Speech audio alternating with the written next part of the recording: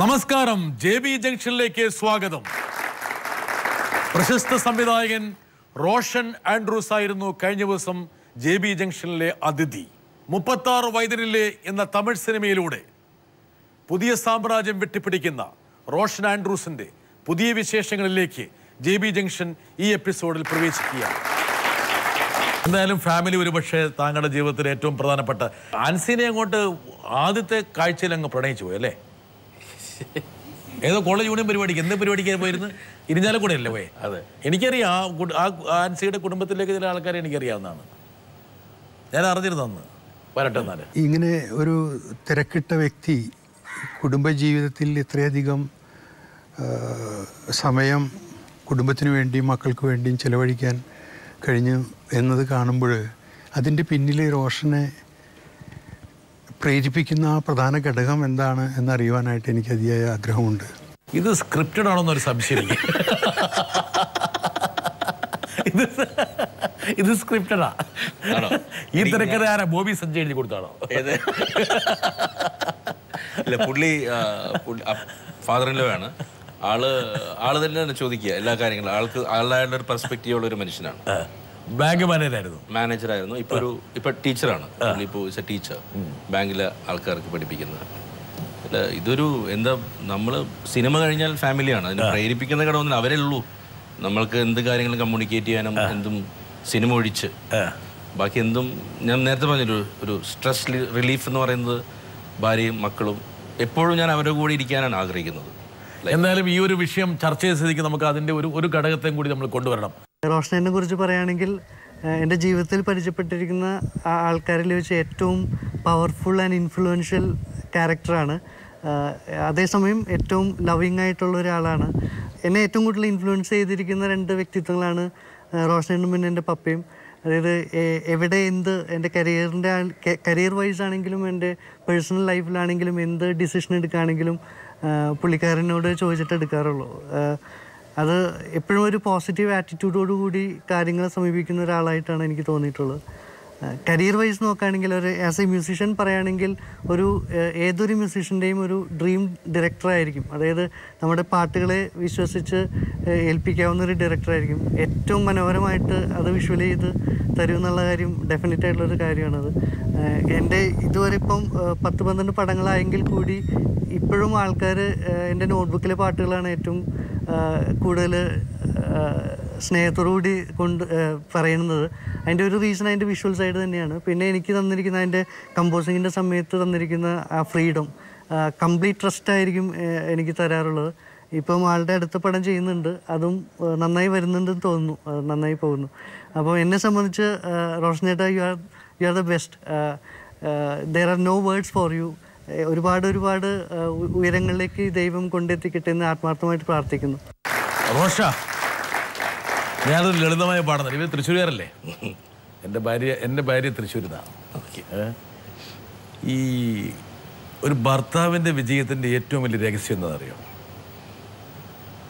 അളിയനെ കയ്യിലെടുക്കുക എന്നുള്ളതാണ്. അതിൽ ഒരു PhD മേടിച്ചിട്ടുള്ള ആളാണ് റോഷൻ ആൻഡ്രൂസ്. ഞാൻ എപ്പോഴും ഈ വിദ്വാനെ ശ്രദ്ധിച്ചിട്ടുണ്ട്. ഈ വിദ്വാൻ റോഷൻ, ദൈവമേ എന്ന് പറയുന്നതിനേക്കാൾ കൂടുതൽ റോഷനെ എന്ന് പറഞ്ഞിട്ട് മാത്രമേ, സീരിയസ് ആയിട്ട്, ഞാൻ ഒരു 10 വർഷമായിട്ട് ഈ മൂപ്പറെ ഞാൻ ദൂരെ നിന്ന് കാണുന്നുണ്ട്. ഇവൻ എപ്പം TV വന്നാലും റോഷൻ ചേട്ടായി, റോഷൻ ചേട്ടായി, റോഷൻ ചേട്ടായി. പിന്നെ എങ്ങനെ ആൻസിനെ കൺട്രോൾ ചെയ്യാതിരിക്കാൻ പറ്റൂ? ഇവനെല്ലാം തുറുപ്പ് ചീട്ടായിട്ട് വെച്ചോണ്ടിരിക്കുകയാണല്ലോ. അതല്ലേ, ഇവനില്ലായിരുന്നു ഒരു പക്ഷെ ആൻസിയിലേക്ക് എത്തില്ലായിരുന്നു. ഞാനൊരു പ്രോഗ്രാമിന് ഉദ്ഘാടനത്തിന് പോയപ്പോൾ ആളൊരു മ്യൂസിക് ചെയ്തിട്ടുണ്ടായിരുന്നു. അപ്പോൾ ആൻസി എഴുതും, ലിറിക്സ് എഴുതാറുണ്ട്. അപ്പോൾ അതിൻ്റെ ഒരു ഫ്രണ്ട് കവർ കണ്ടപ്പോൾ എൻ്റെ നവാസ് എന്നൊരു സുഹൃത്തുണ്ട്. അപ്പോൾ അവനോട് ഞാൻ പറഞ്ഞു, കല്യാണം ആലോചിക്കുന്ന ഒരു കാലമാണ്. അപ്പം ഞാൻ പറഞ്ഞു, കഴിക്കാൻ തോന്നുന്ന ഒരു മുഖമാണ് എന്ന് ഞാൻ പറഞ്ഞു. പിന്നീട് അതാ മറ്റേ സിഡിയുടെ മുകളിൽ അത് കഴിഞ്ഞ് ഒരു 6 മാസം കഴിഞ്ഞപ്പോൾ എൻ്റെ ഒരു അമ്മയുടെ അനിയത്തിയുടെ മോൻ സ്വരൻ, ഇവരും മെജോവും കൂടി മ്യൂസിക് പഠിക്കാനായിട്ട് റിയാൻ സ്റ്റുഡിയോയിൽ നിൽക്കുമ്പോൾ ഇവർ തമ്മിലൊരു കമ്മ്യൂണിക്കേഷൻ ഉണ്ടായി. അപ്പോൾ എൻ്റെ ബ്രദറിന് വേണ്ടി കല്യാണം നോക്കുന്നു. അപ്പോൾ ആൾ പറഞ്ഞു, ആളുടെ സിസ്റ്റർ വേണ്ടി കല്യാണം, ഈ ഫോട്ടോ തരൂ കാണിക്കട്ടെ എന്ന് വെച്ചപ്പോൾ ഈ വിഷ് ലിസ്റ്റ് കൊടുത്തുകൊണ്ടായിരിക്കാം ചിലപ്പോൾ ഈ 6 ആ മാസം CD അങ്ങോട്ട് അത് തിരിച്ചിവിടെ എത്തി കൈ. അല്ല, ഈ CD കാണുന്നതിന് മുമ്പ് ആൻസിനെ കണ്ടിരുന്നില്ലേ? ഇല്ല, ആൻസിനെ കണ്ടില്ല. ഓ, ഈ ആള് മേജോ മാത്രമേ ഉണ്ടായിരുന്നുള്ളൂ. മോജോയുടെ സഹോദരിയാന്ന് അറിയായിരുന്നു. അത് ആ CD-യിൽ രണ്ടുപേരും നിൽക്കുന്നുണ്ടല്ലോ. ഓക്കെ. അപ്പൊ CD-യുടെ പുറം കവറിലുള്ള ഫോട്ടോ തന്നെയാണ് മനസ്സിലേക്ക് കയറി വന്നത്. അതെ, മോശമല്ല കേട്ടോ. വരട്ടെ, ഇവിടെ വരേണ്ടടുത്തുണ്ട്. ഹായ് റോഷൻ, വർഷങ്ങളായിട്ടുള്ള നമ്മുടെ സൗഹൃദം. നിൻ്റെ ആദ്യത്തെ ടെലിഫിലിം ഞാനും ബാബു ആലക്കലും സുഭാഷും കൂടെയാണ് പ്രൊഡ്യൂസ് ചെയ്തത്. അതിനുശേഷം ഉദയനാധാരം മുതലിപ്പോൾ 36 വയസ്സിലെ വരെ ഈ സൗഹൃദം അന്നത്തെ പോലെ ഇന്നും നിലനിർത്തിക്കൊണ്ടു പോകുന്നു. എന്നിൽ മാത്രമല്ല മറ്റുള്ളവരിലും. ഇതെങ്ങനെ സാധിക്കുന്നു? ഈ മൂപ്പരാണല്ലോ ഇതിന് ഈ കല്യാണത്തിന്റെ ഒരു ഇടക്കാരെന്ന് പറയാവുന്ന ആള് അല്ലേ? ഇത് കമ്മീഷൻ വല്ല പറ്റുമോ? ഇല്ല, ആളായിരുന്നു എൻ്റെ ഫസ്റ്റ് ടെലിഫിലിം നിർമ്മിച്ചതും. ഇവർ 3 സുഹൃത്തുക്കളോടെയാണ്. ഈ ക്രിസ്ത്യൻ ഫാമിലിയിലൊക്കെ ഈ പറഞ്ഞ തൃശ്ശൂർ ഭാഗത്തൊക്കെ 3% കമ്മീഷനാണ് കല്യാണത്തിന് എന്ന് പറഞ്ഞാൽ മറ്റേ തുകയ്ക്ക് ശ്രീധനം. അതെ. അപ്പോൾ 3% അർഹതക്കാരനാണ് അവർ. അത് കൊടുത്തേക്കണം എപ്പോഴെങ്കിലും കേട്ടോ. ഓക്കെ. ഇദ്ദേഹം ചോദിച്ചൊരു ചോദ്യമുണ്ട്. അതായത് സൗഹൃദങ്ങളെ നിലനിർത്തി കൊണ്ടുപോകുന്ന ഒരു പ്രത്യേക ചാതുര്യം റോഷന്റെ സ്വഭാവത്തിൽ ഇത് പ്രത്യേകതയായിട്ട് സൗഹൃദങ്ങൾ നിലനിർത്താറുണ്ടോ? എഫേർട്ട് എടുക്കാൻ സിനിമാ ഫീൽഡിലൊക്കെ സൗഹൃദമുണ്ടോ റോഷൻ? അങ്ങനെയല്ല. നമ്മൾക്ക് ഇപ്പം ലോകത്ത് എല്ലാം പറയാൻ പറ്റുന്ന ഒരാളെന്ന് പറയുന്നത് സുഹൃത്താണ്. ഭാര്യയുടെ അടുത്തും അച്ഛൻ്റെ അടുത്തും അമ്മയുടെ അടുത്തും മക്കളുടെ അടുത്തും കാര്യങ്ങൾ പറയുന്നതിനൊരു പരിധിയുണ്ട്. ഉറപ്പായിട്ടും എനിക്കറിയാതെ. അപ്പോൾ ഒരു സുഹൃത്ത് എന്ന് പറയുന്നത് നവാസാണോ? ഒരു സുഹൃത്തുക്കളിൽ ഒരാളാണ്. എല്ലാ കാര്യം നവാസിന്റെ അടുത്ത് പറയില്ല. എല്ലാം പറയും. ഞാൻ ഇന്ന് ഇവിടെ വന്ന് ഇപ്പൊ അങ്ങയുടെ മുമ്പിൽ ഇരിക്കുന്നവരെ ആൾക്കറിയാം. അതുപോലെ സഞ്ജു, ഒരുപാട് പേരുണ്ട്. ഇവിടെ വരുന്നതിന് മുമ്പ് ഈ നവാസ് എന്താ പറഞ്ഞത് ഇങ്ങോട്ട് വരുന്നു പറയുമ്പോ? ഒന്നുമില്ല, ആള് എല്ലാവർക്കും അറിയാം. ഞാൻ പറയണ്ടല്ലോ ആരാണ് മുമ്പിൽ ഇരിക്കുന്നത്. എല്ലാ കാര്യങ്ങളും സത്യസന്ധമായിട്ട് പറയണമെന്ന് പറഞ്ഞില്ലേ? അത് പറഞ്ഞു. ഓക്കെ, ശരി, ഓക്കെ, പറഞ്ഞു. അപ്പോൾ പറഞ്ഞോളൂ. അല്ല, അതേ ഉള്ളൂ. സുഹൃത്തുക്കള് പിന്നെ കുറച്ച് നമ്മൾക്ക് സിനിമ സംവിധായകനായതിനു ശേഷം സുഹൃത്തുക്കളല്ല, സിനിമ സംവിധായകനാകുന്നതിന് മുമ്പുള്ള എൻ്റെ കൂടെ എൻ്റെ പ്രശ്നങ്ങൾ ഉണ്ടായിരുന്നപ്പോൾ എൻ്റെ കൂടെ നിന്ന 6-7 പേരുണ്ട്. അവർ തന്നെയാണ് ഇപ്പോഴും എൻ്റെ കൂടെയുള്ള സുഹൃത്തുക്കൾ. അതായത് ഒരു വ്യാഴവട്ടക്കാലം മുമ്പ് അല്ലെങ്കിൽ ഒരു 1.5 പതിറ്റാണ്ട് മുമ്പ് ഉണ്ടായിരുന്ന സുഹൃത്തുക്കൾ തന്നെയാണ് ഇപ്പോഴുള്ള സുഹൃത്തുക്കൾ. കറക്റ്റ്. പുതിയ സുഹൃത്തുക്കളെ റോഷൻ ഇൻഡക്ട് ചെയ്തിട്ടില്ല. അങ്ങനെ അതിനുള്ള എനിക്ക് അവരുണ്ടല്ലോ, അവരോട് തന്നെ സമയം ഇല്ല തീരാൻ. അവരോട് തന്നെ പറഞ്ഞാൽ മതി. പുതിയ പോസ്റ്റ് ഓഫീസിന്റെ ആവശ്യമില്ല. അങ്ങനെ ഒരു ഇവിടെയുള്ള അറിയാമല്ലോ, ഇവിടെ നമുക്ക് അങ്ങനെ ഒരു പിന്നെ വരുന്നതെല്ലാം സുഹൃത്തുക്കളാവുന്നത് പോലും ഒരു സിനിമാ സംവിധായകൻ പ്രൊഫഷനുമായി ബന്ധപ്പെട്ടതാണ്. വരട്ടെ. റോഷൻ്റെ കൂടെ കഷ്ടപ്പാട് കാലത്ത്, ബുദ്ധിമുട്ട് കാലത്ത്, വിഷമസന്ധിയിലൊക്കെ താങ്കളുടെ ബലം കൂട്ടുകാരായിരുന്നു. ഈ കൂട്ടുകാരിൽ നിന്ന് ഇഷ്ടംപോലെ സംഗതികൾ താൻ സിനിമയുടെ അടുത്ത് ഉപയോഗിക്കണം ഞാൻ ശ്രദ്ധിച്ചിട്ടുണ്ട്. നല്ല കാലം വന്ന് നിൽക്കുന്ന ഈ സമയത്ത് എപ്പോഴും ഇതുപോലെ ജ്വലിച്ച് നിന്നോളുന്നില്ലല്ലോ. ജ്വലിച്ച് നിൽക്കില്ല എന്നല്ലാട്ടെ ഞാൻ പറഞ്ഞതിൻ്റെ അർത്ഥം. ജ്വലിച്ച് നിൽക്കുന്ന ഈ സമയത്ത് ഈ കൂട്ടുകാർക്ക്, ഇല്ലായ്മയുടെ കാലത്ത് കൂടുന്ന കൂട്ടുകാർക്ക് വേണ്ടി എന്തെങ്കിലും ഒരു പ്രൊജക്റ്റ്, ഒരു സിനിമയോ മറ്റെന്തെങ്കിലും ചെയ്യാനായിട്ട് താങ്കൾ ഉദ്ദേശിക്കുന്നുണ്ട്. താങ്കൾക്കൊരു ഹൃദയം ഉണ്ടാവണ്ടല്ലേ? താങ്കൾ ബുദ്ധിമുട്ടുകൾ അനുഭവിച്ചിട്ടുള്ള ഒരാളല്ലേ? ഡേവിസ് അല്ലേ? ഡേവിസ് ഏട്ടാ കലക്കേട്ടാ. മൂപ്പർ പറഞ്ഞത് നല്ലൊരു ചോദ്യമാണ്. അതായത് ഈ കഷ്ടകാലത്ത്, അതായത് റോഷൻ ആൻഡ്രൂസിൻ്റെ ഫാദറിൻ്റെ ബിസിനസ് പൊളിഞ്ഞ് ഒരുപക്ഷെ ദാരിദ്ര്യമെന്ന് പറയാൻ പറ്റില്ലെങ്കിൽ തന്നെ ജീവിതം വലിയൊരു പ്രതിബന്ധമാകുന്നു. ഇന്നത്തെ ചെറുപ്പക്കാർ ഒരാൾ പോലും ഏറ്റെടുക്കാൻ മടിക്കുന്ന ഒരു പ്രൊഫഷൻ റോഷൻ ആൻഡ്രൂസ് ഏറ്റെടുക്കുന്നു. ഒരു കൊറിയർ കമ്പനിയിലെ എന്താ പറയുക, ഒരു കൊറിയർ ഏജൻ്റല്ല, എന്താ അതിനെ പറയുക, കൊറിയർ ബോയ്, ഒരു കൊറിയർ ബോയ് ആയിട്ട് റോഷൻ സേവനം നടത്തുന്നു. ഒരു കൊറിയർ ബോയിൽ നിന്ന് ഒരു സൂപ്പർ ഹിറ്റ് സംവിധായകനായി ഇപ്പോൾ ഇവിടെ ഇരിക്കുന്നു.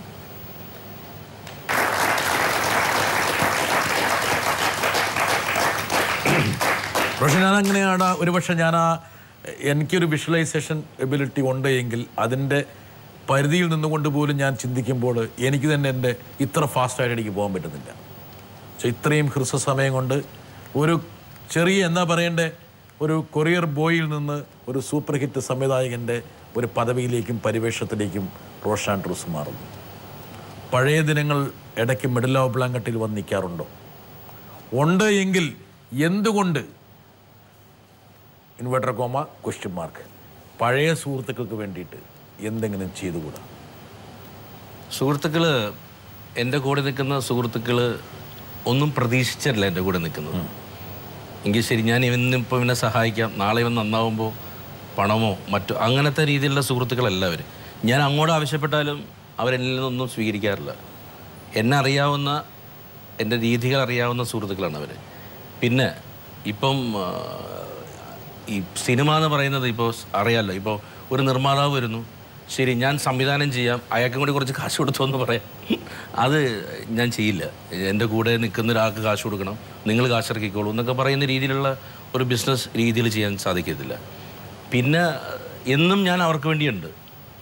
ആവശ്യങ്ങൾക്ക് വേണ്ടി ഞാൻ എന്നും അവരുടെ എന്തെങ്കിലും ആവശ്യം എന്നോട് ആവശ്യപ്പെട്ടാലും ആവശ്യപ്പെട്ടില്ലെങ്കിലും അവരുടെ കാര്യങ്ങൾക്ക് അറിഞ്ഞുകൊണ്ട് ആ സമയത്ത് ഞാൻ ഉണ്ടാവും, ഒരു ഫ്രണ്ട് എന്ന നിലയിൽ. ഒരുപക്ഷെ ഡേവിസിനുള്ള മറുപടി ഞാൻ കുറച്ചും കൂടി അതിനെ അനുബന്ധമായി ചേർത്തുകൊണ്ട് പറയാം. അതായത് ഒരു സാമ്പത്തിക സമവാക്യത്തിൻ്റെ മൂശിയിൽ വെച്ചുകൊണ്ടൊരു സൗഹൃദത്തിൻ്റെ ഒരു തിരിച്ച് നൽകൽ ചിന്തിക്കുന്നതാണ് അബദ്ധം. ആവശ്യങ്ങളും ഒരുപക്ഷെ അനിവാര്യതകളുമാണ് സഹായവും സഹായമില്ലായ്മയൊക്കെ നിർണ്ണയിക്കുന്നത്. ഒരു സഹായിക്കാനുള്ള മനസ്സാണ് സഹായത്തേക്കാൾ ഏറ്റവും പ്രധാനപ്പെട്ട ഒരു ഘടകം. ആ ഒരു മനസ്സ് താങ്കൾക്കുണ്ടെന്നാണ് താങ്കൾ പറയുന്നത്. അത് ശ്രമിക്കും. ഈ സൗഹൃദമാണ് ഒരുപക്ഷെ താങ്കൾ സിനിമയിലും പല സിനിമകളിലും എടുത്തുപയോഗിച്ചിരിക്കുന്നത്. ആ ഒരു സിനിമ വേണമെങ്കിൽ ഞാൻ കാണിച്ചു തരാം. ഇത് ചിലപ്പോൾ എക്സ്പെൻസീവ് ആയിട്ടുള്ള മൂവിയായിരുന്നു അല്ലേ? ലൊക്കേഷൻ ഭയങ്കര പ്രശ്നമായിരുന്നു. സ്കൂളിന് ഒരു ദിവസം 1.5 ലക്ഷം രൂപ കൊടുത്തിട്ടുണ്ട് ആ സ്കൂളിന്. കാരണം ആ സ്കൂളുണ്ടായെങ്കിൽ ആ സിനിമ ചെയ്തിട്ട് കാര്യം ഉണ്ടായിരുന്നുള്ളൂ. അപ്പം അത് PV ഗംഗാധരൻ സാർ, അദ്ദേഹം ഉണ്ടായത് കൊണ്ടാണ് ആ സിനിമ ശരിക്കും ഉണ്ടായത്. മാതൃഭൂമി ഗ്രൂപ്പിൻ്റെ ഒരു സപ്പോർട്ട്. കാരണം അല്ലാത്തൊരു സ്കൂളിൽ പോയിട്ട് ഈ കഥ പറയാൻ, കാരണം 35ഓളം സ്കൂളുകൾ ഞാൻ കേരളത്തിൽ കണ്ടു. അതിൽ ഏറ്റവും അപ്പീലിംഗ് ആയി തോന്നിയൊരു സ്കൂളാണ് ഇത്. അപ്പോൾ അതിൽ കോംപ്രമൈസ് ചെയ്യാൻ റോഷൻ തയ്യാറായിരുന്നില്ല. ഇല്ല. പക്ഷേ ഈ സിനിമ ഒരുപക്ഷെ റോഷൻ ശ്രദ്ധിക്കപ്പെട്ട സിനിമയാണെങ്കിലും ഈ സിനിമയുടെ ഒരു മേക്കിങ്ങിന് അനുസൃതമായിട്ടുള്ളൊരു ഒരു വിജയം നേടിയെന്നൊരു സംശയം. അതെ. നിരാശ തോന്നി? ഇല്ല, നിരാശയില്ല. ആ സിനിമ ഇന്നും സംസാരിക്കപ്പെടുന്നു, ആ സിനിമ ഇന്നും ചർച്ച ചെയ്യപ്പെടുന്നു. ആ സിനിമ ഫേഡ് ചെയ്യുന്നില്ല? ഇല്ല. ഒരുപക്ഷെ മറ്റ് സിനിമകളൊക്കെ ഫേഡ് ചെയ്താലും ഈ സിനിമ കുറച്ചുകൂടി തെളിഞ്ഞെളിഞ്ഞ് വരുന്നു. അതാണ് താങ്കൾ ഉദ്ദേശിക്കുന്നത്? ആ സിനിമയുടെ വാല്യൂ ഒരുപക്ഷെ ആ ജംഗ്ജറിലെ പ്രേക്ഷകർക്ക് തിരിച്ചറിയാൻ പറ്റാതെ പോയി. കാലത്തിന് മുമ്പ് സഞ്ചരിച്ചു പോയി. ചിലപ്പോൾ അങ്ങനെ പറയാം, അങ്ങനെ പറയപ്പെടുന്നു. റിഗ്രറ്റ് ഇല്ല. അന്ന് സന്തോഷിച്ചു, ഇന്ന് സന്തോഷിക്കുന്നു. വരട്ടെ, ഇവിടെ വരേണ്ട ഒരാളുണ്ട്, വരട്ടെ. ആരാന്ന് നോക്കട്ടെ. നോട്ട്ബുക്ക് എന്ന ചിത്രം താങ്കളും ഞാനും എൻ്റെ ഫാമിലിയുമായിട്ട് അതിൻ്റെ തുടക്കം കുറിക്കുകയും അത് അവസാനം വരെ ഞങ്ങൾ നിങ്ങളോടൊപ്പം നിൽക്കുകയും എല്ലാം ചെയ്തപ്പോൾ താങ്കൾക്ക് ഈ ഞങ്ങളുടെ ഈ ഗൃഹലക്ഷ്മിയെ സംബന്ധിച്ച് താങ്കൾക്ക് എന്താണ് താങ്കൾക്ക് പറയാനുള്ളത്? ഞങ്ങളുടെ ഭാഗത്തു നിന്നുള്ള കാര്യങ്ങളെപ്പറ്റിയും മറ്റുള്ള കാര്യങ്ങളെപ്പറ്റിയും ഞങ്ങൾ എല്ലാം താങ്കൾക്ക് പറയാൻ എന്തെങ്കിലും ഉണ്ടെങ്കിൽ താങ്കൾ പറഞ്ഞാൽ നന്നായിരിക്കും. വിധി നല്ല നയന്ത്ര, നമ്മുടെ വളരെ വേണ്ടപ്പെട്ട സുഹൃത്താണ്.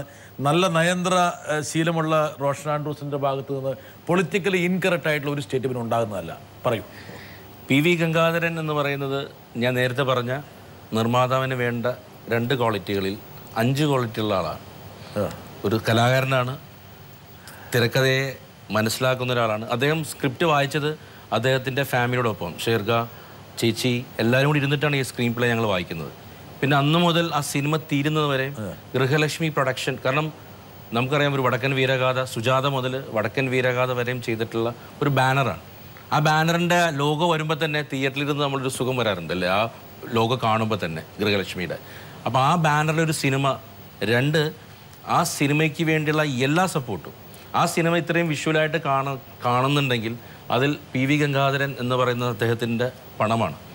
ആ പണം ഉപയോഗിച്ചിട്ടാണ് നമ്മൾ വി ആർ ക്രിയേറ്റിംഗ് വിഷ്വൽസ്. നമ്മുടെ കയ്യിൽ നിന്നുള്ള ഒരു വിഷ്വൽ ഫീസ്റ്റ് ആയിരുന്നു ആക്ച്വലി. അദ്ദേഹം അതിന്റെ ഫുൾ ക്രെഡിറ്റും ആ കമ്പനിക്കുള്ളതാണ്. അത് നമുക്കറിയാം. ആ പണം ലാഭകരമല്ലാത്തതിൽ താങ്കൾക്ക് അന്നൊരു വിഷമം ഉണ്ടായിരുന്നു? 100% ഉണ്ടായി. PVജിയെ സാന്ത്വനിപ്പിച്ചോ? ഞാൻ അങ്ങനെ, അത് ഇന്നും എൻ്റെ സുഹൃത്താണ്. അങ്ങനെ നേരെ പിറ്റേ ദിവസം പോയി പടങ്ങൾ പരാജയപ്പെടുമ്പോൾ നിർമ്മാതാക്കൾ ശത്രുക്കളായി മാറുന്നു, വിജയിക്കുമ്പോൾ അവർ കുറ്റമിത്രങ്ങളായി മാറുന്നു. അങ്ങനെ ഒരു പ്രതിഭാസത്തിലൂടെയാണ് ഈ സിനിമാ വ്യവസായം കടന്നു പോകുന്നത്. താങ്കൾക്ക് തന്നെ അനുഭവം ഉണ്ടാവുമല്ലോ അത്. ഇപ്പോൾ ഉദയനാണ് താരം 2 കോടി 60 ലക്ഷം ആ കാലത്ത് ചെയ്തൊരു സിനിമയാണ്. ആ സിനിമ വലിയൊരു വിജയമായിരുന്നു എന്ന് പറഞ്ഞാൽ ആ പിറ്റേ ദിവസം ആ നിർമ്മാതാവിനെ, ഇന്നും ആ നിർമ്മാതാവിൻ്റെ സുഹൃത്തുക്കളാണ്. ഞാൻ പറഞ്ഞില്ലേ, ഒരു സിനിമ കഴിയുന്നു, ആ സിനിമയുടെ നിർമ്മാതാവ് വീണ്ടും നമ്മളോട് സഹകരിക്കുന്നു അല്ലെങ്കിൽ സഹകരിക്കാതിരിക്കുന്നു, അത് വേറെ വിഷയമാണ്. ആ സിനിമ ആ പർട്ടിക്കുലർ ടൈമിൽ ആ സിനിമ ഏറ്റവും മനോഹരമായി എങ്ങനെ പറയാൻ സാധിക്കുന്നു, അതാണ് ഞാൻ ചെയ്യാറുള്ളത്. അത് വ്യക്തമായ ധാരണ നിർമ്മാതാവിന് കൊടുത്തതിന് ശേഷമേ ഞാൻ ഷൂട്ട് ചെയ്യാറുള്ളൂ. റോഷൻ, ചില സംവിധായകന്മാരെ കുറിച്ചുള്ള ആക്ഷേപം എന്ന് പറഞ്ഞാൽ ഈ നിർമ്മാതാക്കന്മാരുടെ പൈസ എടുത്തിട്ട് ദൂരത്തടിച്ച് കളയും പോലും, അങ്ങനെ ആക്ഷേപിക്കുന്ന ആൾക്കാരുണ്ട്. റോഷൻ അതിൽ വിശ്വസിക്കുന്നില്ല. അല്ല, ദൂരത്തടിക്കുക എന്ന് പറയുന്നത് എനിക്ക് ഒരു വിജയിച്ചു കഴിഞ്ഞാൽ എല്ലാം പലരും വിജയം കൊണ്ടാടുന്നു, പരാജയപ്പെട്ട് കഴിയുമ്പോൾ ഒരാളുടെ മേലെത്തിയിടുന്നു, സംവിധായകൻ്റെ പ്രശ്നമാണ് എന്ന് പറയുന്നു. ഒരു കട്ടി വേണമെങ്കിൽ എനിക്ക് ഒരു പക്ഷേ എനിക്ക് പറയാനുള്ള ഒരു ശേഷിയില്ലാത്തത് കൊണ്ടും ആരോ ഒരാൾ വരാൻ തയ്യാറായി ഇങ്ങനെ നിൽക്കുകയാണ്. ഓക്കെ, ഞാൻ വെറുതെ മനസ്സിൽ അനുമാനിക്കുക വരുന്നു വിചാരിക്കുന്നത്. റോഷൻ ആൻഡ്രൂസിനെ സംബന്ധിച്ചിടത്തോളം മറ്റു പല സംവിധായകരുമായി ഞാൻ വർക്ക് ചെയ്തിട്ടുണ്ട്. അവരെപ്പോലെ തന്നെ അദ്ദേഹത്തിനും ഉള്ളൊരു ഗുണം, അദ്ദേഹം ഒരു സീൻ ഇന്ന തരത്തിൽ എടുക്കണമെന്ന് മനസ്സിൽ കണ്ടാൽ ആ വിഷ്വലിനനുസരിച്ച് മറ്റു കാര്യങ്ങൾ നമ്മൾ എക്സിക്യൂട്ട് ചെയ്യുക എന്നുള്ളതായിരിക്കും അല്ലോ പ്രൊഡക്ഷൻ എക്സിക്യൂട്ടീവിൻ്റെ ജോലി. എന്നാലും അതിൽ ഉണ്ടാകുന്ന സാമ്പത്തിക കുറവുകളും കൂടുതലും അദ്ദേഹത്തെ പറഞ്ഞു മനസ്സിലാക്കുവാൻ കഴിഞ്ഞാൽ അദ്ദേഹത്തെ സംബന്ധിച്ചിടത്തോളം അത് ആ ലെവലിൽ പുള്ളിക്ക് കൈകാര്യം ചെയ്യാൻ കഴിയുമെന്ന് എനിക്ക് ഈ 2 സിനിമകളിലും ബോധ്യപ്പെടുകയുണ്ടായി. അതുകൊണ്ട് തന്നെയാണ് ഞാൻ നേരത്തെ പറഞ്ഞത്, അദ്ദേഹം ഒരു നിർമ്മാതാവിന് വേണ്ട എല്ലാ ചേരുവകളും അല്ലെങ്കിൽ പ്രേക്ഷകർക്ക് വേണ്ട എല്ലാ ചേരുവകളും ചേർത്തുകൊണ്ട് വളരെ കോസ്റ്റ് കുറഞ്ഞ നിലവിൽ ഒരു സിനിമ നിർമ്മിക്കാൻ കഴിയുമെന്ന് എനിക്ക് 2 സിനിമകളിലും കൂടെ അദ്ദേഹത്തിന് വെച്ച് പ്രൂവ് ചെയ്യാൻ കഴിഞ്ഞു എന്നുള്ളത് സത്യം തന്നെയാണ്. 2 സിനിമകളുടെ കാര്യം മാത്രമേ പുള്ളി ഏറ്റെടുത്തിട്ടുള്ളൂ കേട്ടോ. ബാക്കി സിനിമകളുടെ കാര്യം പുള്ളി വിട്ടു. വീണ്ടും വീണ്ടും പറഞ്ഞു 2 സിനിമ എന്ന് പറഞ്ഞിട്ട് 2 സിനിമ വർക്ക് ചെയ്തു. അതെ, പുള്ളി 2 സ്ട്രെസ് ചെയ്തു. കോംപ്രമൈസ് ചെയ്യാറുണ്ടല്ലേ? ഇല്ല, ഈ കോംപ്രമൈസ് എന്ന് പറയുമോ, ഞാനിപ്പോൾ ഒരു സീൻ ഒരു തിരക്കഥാകൃത്ത് എഴുതുന്നു, ഇന്ന ഫ്ലാറ്റിൽ താമസിക്കുന്ന ജോൺ ബ്രിട്ടാസ്, ആ ഫ്ലാറ്റിന് ചുറ്റുവട്ടുള്ള ഒരു വിഷയം എഴുതി വെച്ച് ആ ഫ്ലാറ്റ് എന്ത്, ആ ഫ്ലാറ്റിൻ്റെ കളർ എന്ത്, ജോൺ ബ്രിട്ടാസ് ചെയ്യുന്ന ജോലി എന്ത്, ആ ജോലിക്ക് അനുസരിച്ചുള്ള പ്രോപ്പർട്ടീസ് എന്ത്, ഇതെല്ലാം വെച്ചിട്ടാണ് നമ്മൾ വിഷ്വൽ ചെയ്യുന്നത്. ആ വിഷ്വലൈസേഷനാണ് ശരിക്കും പറഞ്ഞാൽ സിനിമ. ഇപ്പോൾ ഒരു നോവൽ വായിക്കുമ്പോൾ, ഒരു ചെറുകഥ വായിക്കുമ്പോൾ, അമ്പലത്തിൽ വന്ന് ബസ് ഇറങ്ങുന്ന രവി എന്ന് പറയുമ്പോൾ ബ്രിട്ടാസ് വായിക്കുന്നതും ഞാൻ വായിക്കുന്നതും ഇവിടെ ഇരിക്കുന്ന ആൾക്കാർ വായിക്കുന്നതും അവരുടെ മനസ്സിൽ കണ്ട ഒരു അമ്പലവും അവരിൽ മനസ്സിൽ കണ്ട ഒരു ബസ്സും അവരിൽ മനസ്സിൽ കണ്ട ഒരു സ്ഥലമായിരിക്കും. ഒരു സിനിമ വിഷ്വലൈസ് ചെയ്യുമ്പോൾ ഒരു സംവിധായകൻ്റെ മനസ്സിൽ അത് വരികയാണ്. ഇത് ഞാനാണ് കാണിക്കുന്നവരെ ഒരു വിഷ്വൽ ചെയ്ത് കാണിക്കുകയാണ്. അത് ചെയ്യാൻ ഉപയോഗിക്കേണ്ട കാര്യങ്ങൾ ആ സീനിൽ എഴുതിയിട്ടുണ്ടെങ്കിൽ അത് എനിക്ക് വേണം. ആ ലിസ്റ്റ് പൂർണ്ണമായിരിക്കണം. അത് പൂർണ്ണമായിരിക്കും. അല്ലെങ്കിൽ അത് അപ്പാടത്ത് ഇപ്പോൾ മുംബൈ പോലീസിൽ ഒരു ഹൈദരാബാദിൽ പോയിട്ട് ഇവർ ഷൂട്ട് ചെയ്യുന്നുണ്ട്. ഒരു അറ്റാക്ക് ഉണ്ടാവും, ഷൂട്ട് ഔട്ട് ഉണ്ട്. ആ ഷൂട്ട് ചെയ്യാൻ സഞ്ജയ് എഴുതി വെച്ചു സീൻ. ഞാൻ വായിച്ചിട്ട് ഞാൻ പറഞ്ഞു 25 ലക്ഷം to 30 ലക്ഷം രൂപ അത് ഷൂട്ട് ചെയ്യാൻ വേണം. ഇത് ഇല്ലെങ്കിൽ നമുക്ക് എന്തെങ്കിലും സംഭവിക്കുമോ? ഒരു ടെലിവിഷൻ ഞങ്ങൾ ചെയ്തു. അതെ. അപ്പം നമുക്കൊരു കാര്യം ചെയ്യാം, നമുക്കിത് പറഞ്ഞാൽ മതി അവിടെ എന്ത് സംഭവിച്ചു എന്നുള്ള കാര്യം നരേഷനിലൂടെ നമുക്ക് പറഞ്ഞാൽ. അതായത് കോംപ്രമൈസ് ചെയ്യുകയാണെങ്കിൽ അതിനകത്ത് ഇടയ്ക്കുള്ള ഒരു കോംപ്രമൈസ് അല്ല, അത് വേണ്ടാന്ന് വെച്ചിട്ട് അതിന് റീപ്ലേസ്മെന്റ് കണ്ടെത്തുക. അതാണ് താങ്കൾ ഉദ്ദേശിക്കുന്നത്. രണ്ടാമത്തെ സിനിമ നോട്ട്ബുക്കിന് ശേഷം വേറൊരു സിനിമ, എനിക്കൊന്ന് അതിൽ ഒരു കുറച്ചും കൂടി റോഷന്റെ നൈസർഗികമായിട്ടുള്ള ചില അപ്ബ്രിങ്ങിങ്ങിൻ്റെ ചില തലങ്ങളെ കൊണ്ടുവന്നോ എനിക്കൊരു സംശയമുണ്ട്. എന്നുവെച്ചാൽ റോഷൻ്റെ ഫാദർ, അതൊന്നും നിങ്ങൾ കൃഷിയൊന്നും ആയിരുന്നില്ലെങ്കിൽ പോലും ആ ഒരു കാലഘട്ടത്തിലെ ഒരു മൂല്യബോധത്തെ വേണമെങ്കിൽ ഉൾക്കൊള്ളാൻ ശ്രമിച്ചിട്ടുണ്ടാകാം. ഇവിടം സ്വർഗമാണ്. പെട്ടെന്ന് ഡിഫറെൻ്റ് ആയിട്ടൊരു ടെസ്റ്ററിലൊരു സിനിമ ചെയ്യാൻ എന്താ റോഷനെ പ്രേരിപ്പിച്ചത്? ഞാനും ജെയിംസും കൂടി ഒരു കഥയുടെ ആലോചന ഇരിക്കുമ്പോൾ അന്ന് ഇവിടെ കണ്ട ഒരു പത്രവാർത്തയുണ്ട്. ഈ വീടും സ്ഥലവും വിൽപ്പനയ്ക്കുള്ളതല്ല എന്ന് പറയുന്നൊരു ബോർഡ് വെച്ചിട്ട് ചേരാനെല്ലൂരോ ആ ഭാഗത്ത് ഒരാൾ നിൽക്കുന്നൊരു ഒരു പത്രവാർത്ത. ആ പത്രവാർത്തയാണ് ഈ സിനിമയുടെ സ്റ്റാർട്ടിങ്. ഈ പത്രവാർത്തയിലുണ്ടായ വിഷയം ജെയിംസോട് സംസാരിച്ചപ്പോൾ ജെയിംസും അത് വളരെ ഇൻട്രസ്റ്റിംഗ് ആയിട്ട് എടുത്തു. അത് പിന്നീട് ഒരു ചർച്ച ചെയ്തു. ആ ചർച്ച നടക്കുന്ന ഘട്ടത്തിലാണ് നേരത്തെ ഈ പറഞ്ഞ പോലത്തെ ചില പേഴ്സണൽ കാര്യങ്ങൾ ലൈഫിലുണ്ടായത്. അപ്പോൾ അതെല്ലാം ഇതിലേക്കൊന്നും എടുത്ത് ആഡ് ചെയ്യാം എന്നുള്ളൊരു ചിന്ത വന്നു. ഒരു സ്വന്തം ജീവിതത്തിലെ ചില അനുഭവങ്ങളും ഏതായിരുന്നു പെട്ടെന്ന് ഇഷ്യൂസ്? അല്ല, ഞാൻ പറയാം, ഫാദറിൻ്റെ ബിസിനസ് നടന്നപ്പോൾ KFC ലോൺ എടുത്തിട്ടുണ്ടായിരുന്നു. അപ്പോൾ ആ ലോണ് തിരിച്ചടക്കാത്ത കൊണ്ടായിരുന്നു ശരിക്കും പറഞ്ഞാൽ പ്രതിസന്ധി വന്നത്. വർഷങ്ങൾക്ക് ശേഷം പിന്നെ ഒരു വലിയൊരു തുക ചോദിച്ചുകൊണ്ട് അവർ നമ്മളെ സമീപിച്ചു. അപ്പോൾ അന്ന് സഖാവ് പിണറായി വിജയൻ സാറും പിന്നെ തോമസ് ഐസക് സാറും, എനിക്ക് അവരെ പരിചയമില്ല, ഞാൻ അവരെ ഫോണിൽ വിളിക്കുകയും ഈ കാര്യം പറയുകയും ചെയ്തപ്പോൾ ഒരു വളരെ മനോഹരമായി അവർ അതിൽ ഇടപെടുകയും അതിലൊരു ന്യായമുണ്ടെന്ന് തോന്നിയിട്ട് അതിൽ ഒരു ചെറിയൊരു തുക അടച്ചുകൊണ്ട് ആ പ്രശ്നം തീർക്കുകയാണ് ചെയ്തത്. അപ്പോൾ അതിൻ്റെ ഒരു പരിചയം ഉണ്ടായിരുന്നില്ല അവരെ വിളിച്ചു നേരിട്ട്? എനിക്ക് പരിചയമില്ല. കാരണം പല രീതിയിലും മീഡിയയും മാധ്യമങ്ങളൊക്കെ ഇതിലേക്ക് എടുത്ത് മാനവാണം തുടങ്ങുന്നതിന് തൊട്ട് മുൻപ് സഞ്ജയ് എൻ്റെ അടുത്ത് പറഞ്ഞു പിണറായി വിജയനെ വിളിക്കടാന്ന് പറഞ്ഞു. ഞാൻ എനിക്ക് അദ്ദേഹത്തിന് അറിയില്ല, ടി വിയിൽ മാത്രമേ കണ്ടിട്ടുള്ളൂ. വിളിക്കുക, അദ്ദേഹം കേൾക്കും, നീ ഫോൺ ചെയ്യാൻ പറഞ്ഞു. ഞാൻ എനിക്ക് അദ്ദേഹത്തിന് നമ്പറില്ല. അപ്പോൾ ഒരു സുഹൃത്ത് നമ്പർ തന്നു, ഞാൻ വിളിച്ചു, അദ്ദേഹം ഫോൺ എടുത്തപ്പോൾ ഞാൻ പറഞ്ഞു സാർ എൻ്റെ പേര് റോഷൻ, ഉദയനാടതാരം, നോട്ട്ബുക്ക്, ഇങ്ങനെ 2 സിനിമകൾ ഞാൻ ചെയ്തിട്ടുണ്ട്. അപ്പം ഇതാണ് എൻ്റെ വിഷയം, എനിക്ക് ആരെ കാണണം എന്ത് ചെയ്യണമെന്ന് അറിയില്ല. ഇങ്ങനെ ഒരു അറസ്റ്റും അപ്പച്ചനെ അറസ്റ്റ് ചെയ്യാനുള്ള ഒരു സംഗതിക്കായിട്ട് ഇങ്ങനെ KFC-കാർ വന്നിരിക്കുകയാണ്, എന്നെ സഹായിക്കണം. പുള്ളി എൻ്റെ വിഷയം ഞാനൊന്ന് പഠിക്കട്ടെ എന്ന് പറഞ്ഞു. പുള്ളി 2 ദിവസം പഠിച്ചു. 3-ാം ദിവസം ഫിനാൻസ് മിനിസ്റ്ററിലേക്ക് അത് ഫോർവേഡ് ചെയ്തു. അദ്ദേഹവും പഠിച്ചു. ഈ KFC-യിലെ MD വന്നു, സംസാരിച്ചു. ന്യായമുണ്ട് എന്ന് തോന്നിയതുകൊണ്ട് ആ പ്രശ്നം പരിഹരിക്കപ്പെട്ടു. അത് നന്ദി പറയുന്നു ആ ഒരു വലിയ മഹത്വം. സാധാരണഗതിയിൽ ഈ പറഞ്ഞ പോലെ എല്ലാവർക്കും ഈ ഒരു രാഷ്ട്രീയ പ്രോസസ്സിലൂടെ ഒരു പ്രശ്നം പരിഹരിച്ച് കിട്ടുമെന്നുള്ളൊരു വിശ്വാസമില്ല. പക്ഷേ ഇതിപ്പോൾ റോഷൻ്റെ കാര്യത്തിൽ ഇത് വളരെ പെട്ടെന്ന് തന്നെ അതിനൊരു പ്രതിസന്ധിക്ക് പരിഹാരമായി. പക്ഷെ ഞാൻ ഈ വിഷയം ശ്രീനിവാസനോട് പറഞ്ഞപ്പോൾ അദ്ദേഹം പറഞ്ഞത് സമാനമായ വേറൊരു വിഷയത്തിൽ ഒരു സംവിധായകൻ വേറൊരു കാര്യത്തിലുമായി ബന്ധപ്പെട്ട് ഇങ്ങനെയുള്ള പിണറായി സാറിനെ വിളിച്ചപ്പോൾ ഇതേപോലൊരു കറക്റ്റ് ടൈമിൽ ആക്ഷൻ എടുത്തിട്ടുണ്ടായിരുന്നു എന്ന് പറഞ്ഞിരുന്നു. അപ്പോൾ അത് വിളിക്കാൻ നമ്മൾ അറിയത്തില്ലല്ലോ നമുക്ക് ആരാണ് ആ സമയത്ത് നമ്മളെ സഹായിക്കുക എന്നുള്ള. അപ്പോൾ ഞാൻ പറഞ്ഞില്ല, എല്ലാം ഒരു ടേക്ക് ഫസ്റ്റ് സ്റ്റെപ്പ് എന്ന് പറഞ്ഞ സാധനം എൻ്റെ ലൈഫിൽ എപ്പോഴും ഉണ്ടായിട്ടുണ്ട്. അപ്പോൾ അത് എപ്പോഴും വർക്കൗട്ടായിട്ട് ജീവിത വഴിത്താരയിലെ ഒരുപാട് ഇതുപോലുള്ള സന്ദർഭങ്ങളും അതുപോലെ മുഹൂർത്തങ്ങളുമാണ് താങ്കൾ സിനിമയിലേക്ക് പല പല ചേരുവകളായിട്ട് പല ഘട്ടത്തിൽ ചേർത്തിട്ടുള്ളത്. ഇതൊന്നും അല്ല കഥയുടെ ത്രെഡെങ്കിൽ പോലും അതൊക്കെ വിഷയമാക്കാൻ വേണ്ടിയിട്ട് വേണം ശ്രമിച്ചിട്ടുണ്ട്. അനുഭവങ്ങളുണ്ട്. അനുഭവങ്ങൾ ഏറ്റവും കൂടുതൽ അനുഭവങ്ങൾ ഉണ്ടാവുന്നത് നല്ലതാണെന്ന് എനിക്ക് തോന്നുന്നു. ഈ അനുഭവങ്ങളൊക്കെ ഒരു പക്ഷേ നമ്മൾ പിന്നെ ഒരു സിനിമ ചെയ്യുമ്പോഴോ ഒരു ക്യാരക്ടറൈസേഷൻ ചെയ്യുമ്പോഴോ ഒരു ക്യാരക്ടറിലേക്ക് പോകുമ്പോഴൊക്കെ ഈ അനുഭവങ്ങൾ നമുക്ക് റോഷനിപ്പോൾ ഉദാഹരണം പറഞ്ഞാൽ വല്ല ഹോളിവുഡിലോ അല്ലെങ്കിൽ ഈ പറഞ്ഞ ഫിലിം ഇൻസ്റ്റിറ്റ്യൂട്ടുകളിലൊക്കെ പഠിച്ചിറങ്ങി വലിയ ഒരു പാണ്ഡിത്യത്തോടെ വന്നിരുന്നെങ്കിൽ ഒരു പക്ഷേ സിനിമയെ ഈ രീതിയിലായിരിക്കില്ല സമീപിക്കുമായിരുന്നു, വേറെ രീതിയിലായിരിക്കും. പക്ഷെ അതിൻ്റെ ഇടയ്ക്ക് എന്തൊക്കെയോ പഠിപ്പീരും കാര്യങ്ങളൊക്കെ ആയിട്ട് പോയിരുന്നല്ലേ? ചെറിയ വേലത്തരങ്ങളൊക്കെ കയ്യിലുണ്ടായിരുന്നു അല്ലേ? ഷാൻസ്ലോസ്കി എന്നൊക്കെ പറഞ്ഞിട്ട് ഇൻസ്റ്റിറ്റ്യൂട്ടിൽ ഞാൻ ബാസബേരി നാടകശാലയിൽ പ്രൊഫസർ ചന്ദ്രഹാസ് സാറിൻ്റെ കൂടെ ഒരു 4 വർഷം നാടകം ഉണ്ടായിരുന്നു. അപ്പോൾ ഈ വിഷയം നടക്കുന്ന സമയത്ത് ഇവിടെ കേരള ഫിലിം അക്കാഡമി എന്ന് പറഞ്ഞ് തിക്കൃഷി സാറിൻ്റെ ഒരു സംഗതി സ്റ്റാർട്ട് ചെയ്തു. അപ്പോൾ തിക്കൃഷി സാറിൻ്റെ നിന്ന് അനുഗ്രഹം മേടിച്ചവരൊക്കെ മലയാള സിനിമയിൽ രക്ഷപ്പെട്ടിട്ടുണ്ട് എന്ന് പറഞ്ഞു. അങ്ങനെ സാറിനെ കാണാൻ വേണ്ടി പോയി അനുഗ്രഹം മേടിച്ചു. പുറത്തിറങ്ങിയ വെച്ചു, ഒരു തവണയല്ലേ അനുഗ്രഹം കൊടുക്കുക, 2 തവണ ആയിക്കോളാം, ഇനി അതുകൊണ്ട് ഇനി രക്ഷപ്പെടാണ്ടിരിക്കട്ടല്ലോ എന്ന് ഓർത്ത് പിറ്റേ ദിവസം വീണ്ടും ചെന്നു.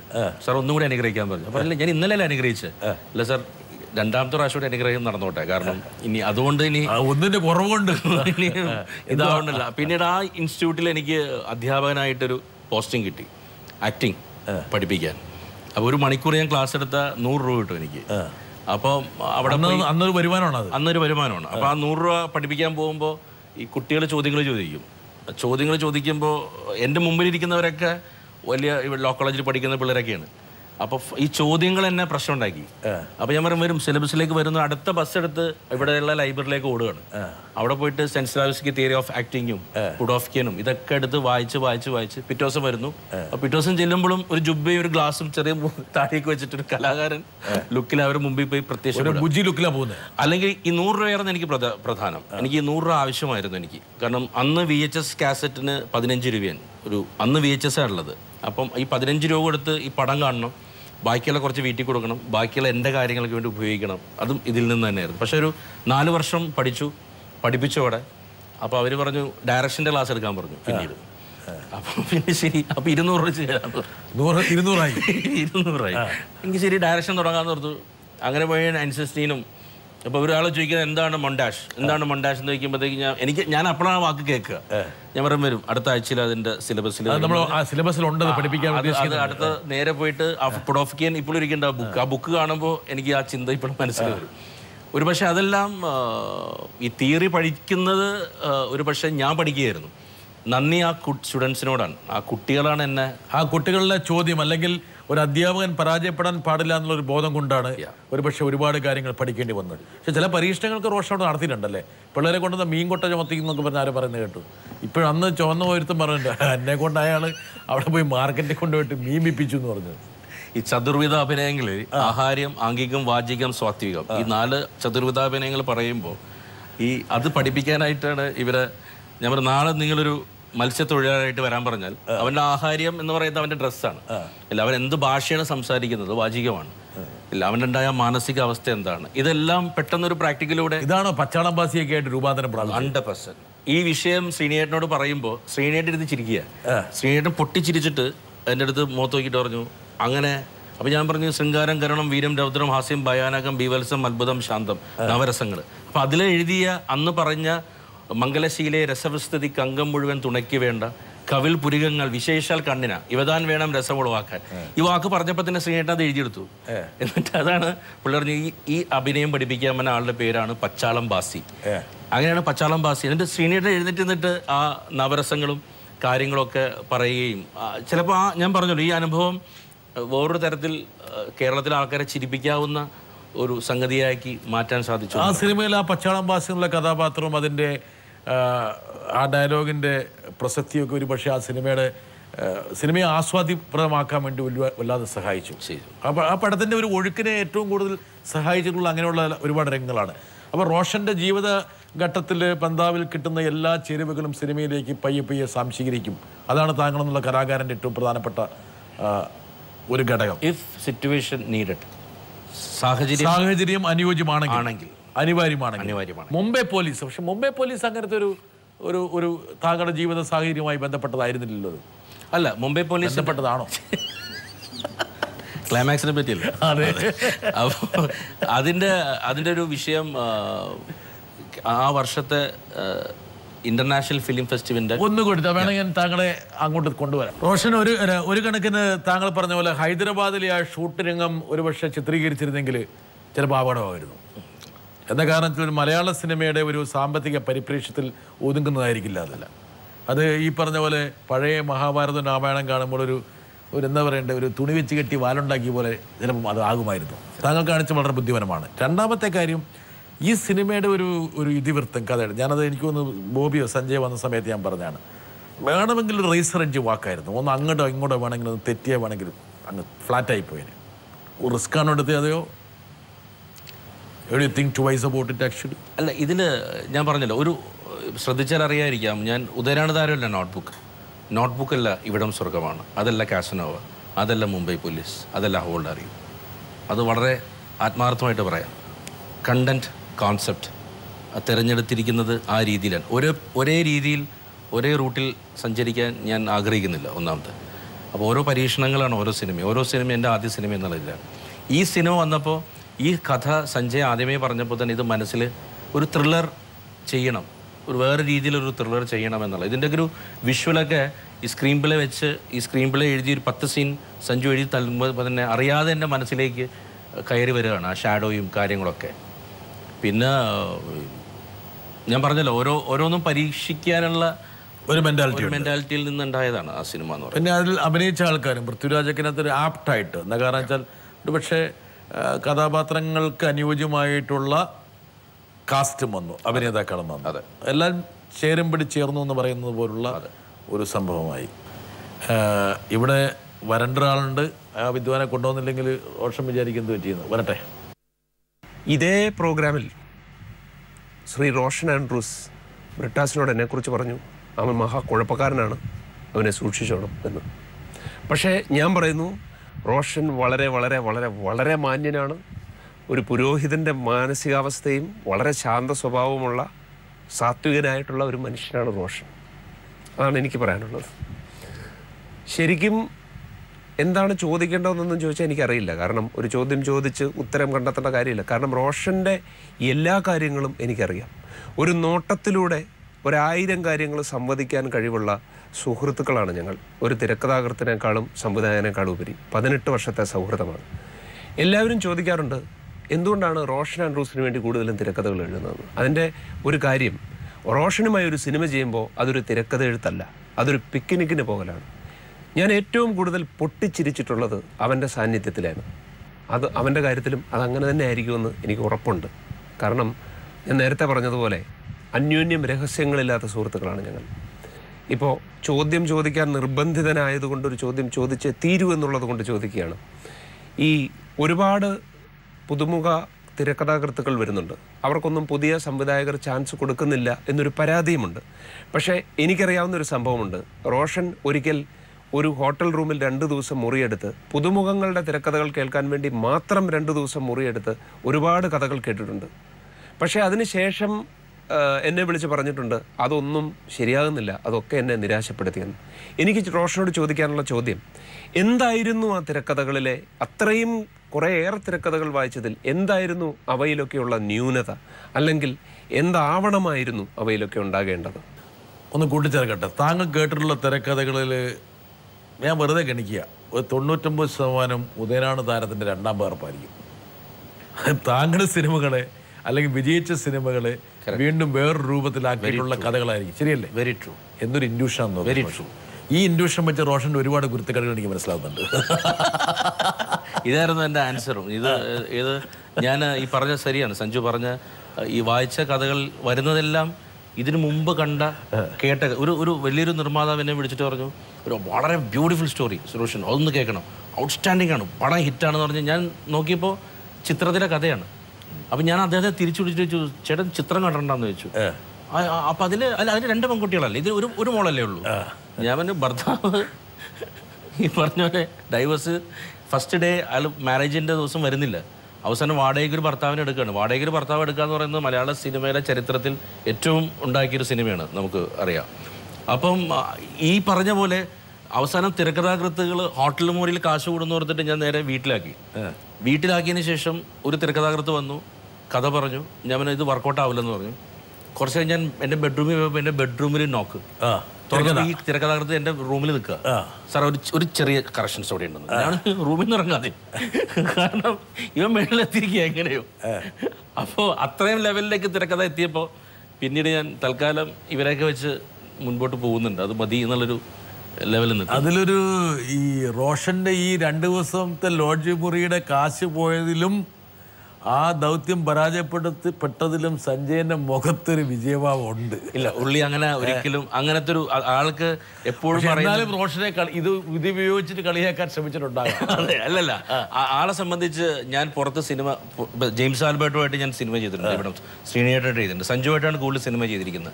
എപ്പോഴും എൻ്റെ അടുത്ത് പറയുന്നത് എൻ്റെ സ്ക്രീൻ പ്ലേക്ക് വേണ്ടി കാത്തിരിക്കേണ്ട, പുറത്തൊരാൾക്ക് വേണ്ടി നീ ചെയ്യ് എന്നെപ്പോഴും പറയുന്ന ഒരാളാണ്. ആൾക്ക് അങ്ങനെ ഇപ്പം ആ സമയത്ത് സഞ്ജു ട്രാഫിക്കൊക്കെ ചെയ്തിട്ടുണ്ട് പുറത്ത്. അപ്പോൾ അങ്ങനെയില്ല, അങ്ങനത്തെ ഒരു എപ്പോഴും സപ്പോർട്ടീവായിട്ടുള്ള നല്ല സിനിമകൾ ഉണ്ടാകാൻ 2 പേരും ആഗ്രഹിക്കുന്നു. അതിൽ സഞ്ജുവിനും നേരത്തെ പറഞ്ഞ പോലെ സഞ്ജുവിനും ബോബിക്കും അങ്ങനെ ഒരു വിഷമമില്ല. ഇല്ല, അവർക്കില്ല. ഒരു പകരം കൂടെ നമ്മൾ കൊണ്ടുവരണം, സഞ്ജുവിനെ കൊണ്ടുവരണം സ്ഥിതിക്ക്. അതല്ലെങ്കിൽ ഇനി പറയും ഞാൻ വിവേചനം കാണിച്ചു എന്നൊക്കെ പറയും. റോഷനെ ഞാൻ ആദ്യം പരിചയപ്പെടുന്നത് എൻ്റെ സഹോദരൻ സഞ്ജയുടെ അടുത്ത സുഹൃത്തായിട്ടാണ്. വർഷങ്ങൾ കടന്നുപോയപ്പോൾ ഇപ്പോൾ റോഷൻ എൻ്റെ സുഹൃത്താണോ സഹോദരനാണോ എന്ന് ചോദിച്ചാൽ ഇത് രണ്ടും കൂടെ ഒരുമിച്ചാണെന്ന് ഞാൻ പറയും. കാരണം അതുപോലൊരു ആത്മബന്ധമാണ് ഇന്ന് ഞങ്ങൾ തമ്മിലുള്ളത്. ഇപ്പോൾ ഒരു സംവിധായകൻ എന്ന നിലയിൽ റോഷൻ ഒരു സിനിമയുടെ സ്റ്റോറി ഡിസ്കഷൻ, അതിൻ്റെ എക്സിക്യൂഷൻ, പോസ്റ്റ് പ്രൊഡക്ഷൻ, അതിൻ്റെ തിയേറ്ററിലേക്കുള്ള ഓഡിയൻസിൻ്റെ റിസപ്ഷൻ, ഇതിലേക്കെല്ലാം കടന്നു പോകാറുണ്ട്. ഇതിൽ ഈ 4 ഘട്ടങ്ങളിൽ ഒരു സംവിധായകൻ എന്നുള്ള നിലയിൽ റോഷൻ ഏറ്റവും കൂടുതൽ എൻജോയ് ചെയ്യാമെന്ന് ഞാൻ ഉദ്ദേശിക്കുന്നത്, ഒരു സംവിധായകൻ എന്നുള്ള നിലയിൽ ഏറ്റവും അധികം പഠിക്കുന്നത്, ഗ്രോ അപ്പ് ചെയ്യുന്നത് ഇതിലേത് ഘട്ടത്തിൽ കൂടെ കടന്നു പോകുമ്പോഴാണ്? സ്ക്രീൻ പ്ലേ രൂപപ്പെടുന്ന ആ ടൈം ഞാൻ ഏറ്റവും കൂടുതൽ ചിരിക്കുന്നത്, ഏറ്റവും കൂടുതൽ എൻജോയ് ചെയ്യുന്നത് ആ ഒരു പ്രോസസ്സിങ് പീരീഡാണ് എൻ്റെ സിനിമ ലൈഫിലെ ഒരു കലാകാരൻ എന്ന നിലയിൽ എൻ്റെ ഏറ്റവും എൻജോയ്മെൻ്റ് അതാണ്. ഓഫ്കോഴ്സ് ഷോട്ട് എടുക്കുന്നു, സിനിമ ചെയ്യാൻ പറ്റുന്നു, പക്ഷേ ആ സമയത്ത് തന്നെ സിനിമ മനസ്സിൽ ഓടാൻ തുടങ്ങും, ഈ സ്ക്രീൻ മനസ്സിൽ വന്ന് സിനിമ ചലിക്കാൻ തുടങ്ങും.